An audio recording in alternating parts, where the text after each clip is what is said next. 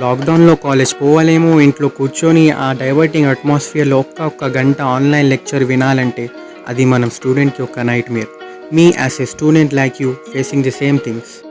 Hello guys, this is టాబ్లియాన్. అయితే నేను ఒక సిరీస్ స్టార్ట్ చేస్తున్నాను, let's learn together.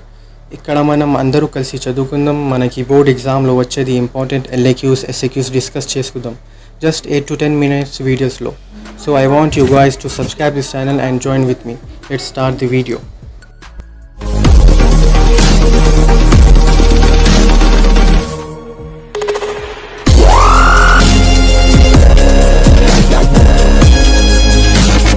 This is the part 2 of this topic, nuclear physics chapter. Total weightage is 8 marks.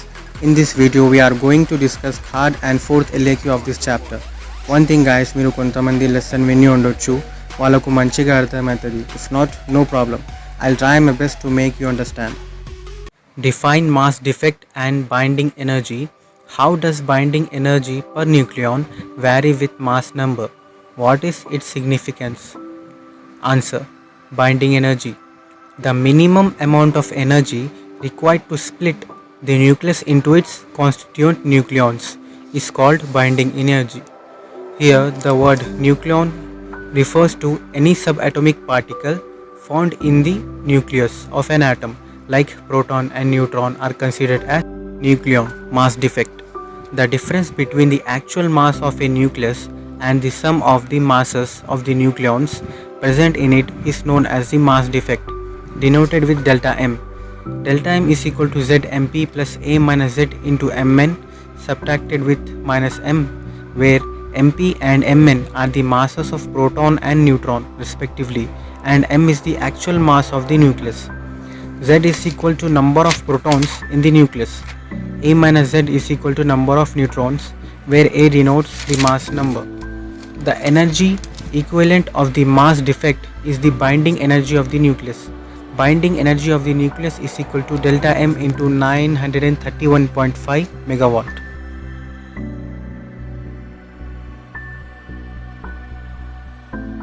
Binding energy curve. Let us understand first what is binding fraction. The ratio of binding energy of nucleus Eb and the total number of nucleons A. The number is called the binding energy per nucleon or binding fraction.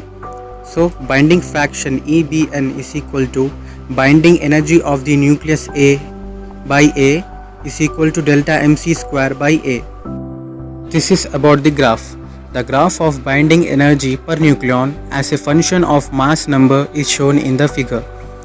The binding energy per nucleon rises sharply to a maximum of about 8.8 megawatt in the neighborhood of A is equal to 56, attains a 8.4 megawatt at about A is equal to 140, and decreases to 7.6 megawatt for uranium. Second, the value of binding energy per nucleon is close to the maximum value for the elements of range minimum 28 to maximum 138. Third one, in the region of smaller mass numbers, helium, carbon and oxygen having maximum binding energy than those of elements lithium, boron and nitrogen which are nearby. This shows that the nuclei having equal number of protons and neutrons are stable. The nuclei having even number of protons are more stable than those of odd number of protons. Significance. More the binding energy, more the stability. Means binding energy is directly proportional to stability. Second one, a large amount of energy can be liberated if heavier nuclei can be split into lighter nuclei. That is nuclear fission. It's not fusion. It's fission. FISSION, fission. Third one, a large amount of energy can be liberated if lighter nuclei can be made to fuse to form heavier nuclei. That is nuclear fusion. FUSION, fusion. Don't know the difference between fusion and fusion? Let me explain you. One heavier nuclei split into two lighter nuclei plus energy is liberated. This phenomena is called fission. FISSION, fission. But in fusion, one lighter nuclei fuses with another lighter nuclei to form one heavier nuclei plus energy is liberated. This phenomena is called fusion.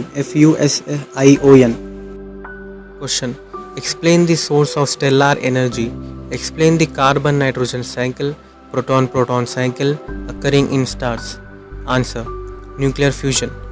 The process in which two or more lighter nuclei combine to form a heavy nucleus with the emission of energy is called nuclear fission, as I said you in previous answer. Okay, let's see the equation. 4 hydrogen combines together to give helium plus 2 positron plus 26.7 megawatt energy. This energy is called stellar energy.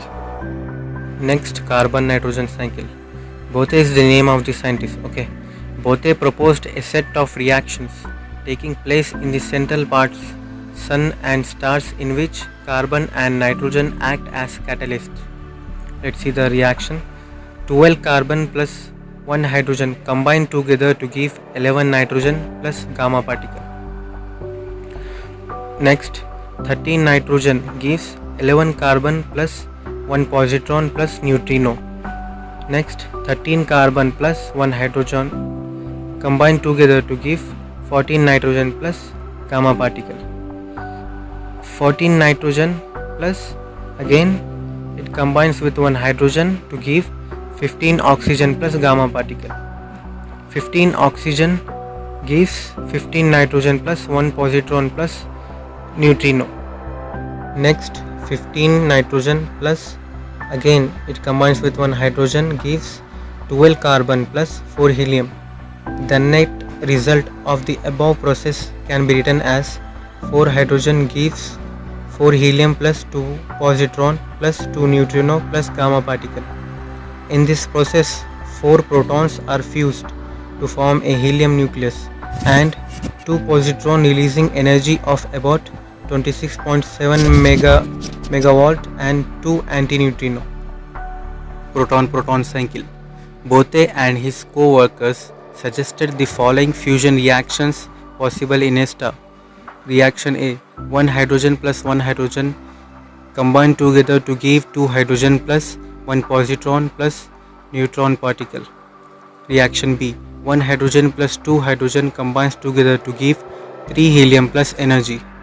The above fusion reaction A and B must occur twice to yield 3 helium nuclei. Therefore, the next reaction can be written as 1 helium plus 3 helium combine together to give 4 helium plus 2 hydrogen plus energy. The net result of the above reaction is that 4 protons are fused to produce an antiparticle and a few other particles, and release of a total energy 26.7 megawatt. Come to the reaction. 4 hydrogen gives 4 helium plus 2 positron plus 2 neutron particle plus 2 gamma particle. The proton-proton cycle is an important source of energy in the sun and in stars of comparatively lower temperature.